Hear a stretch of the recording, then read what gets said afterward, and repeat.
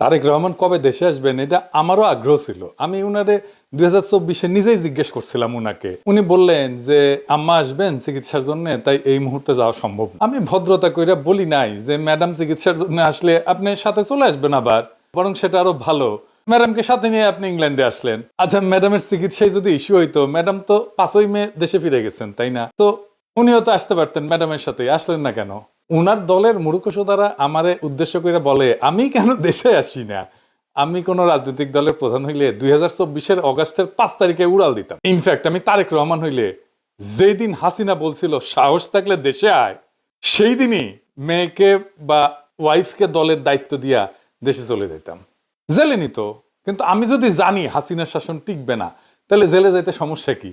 হাসিনার থোতামুখ ভোতা হয়ে যেত, আর 5ই আগস্টে বীরের মতো জেল থেকে বাইরে হইতাম।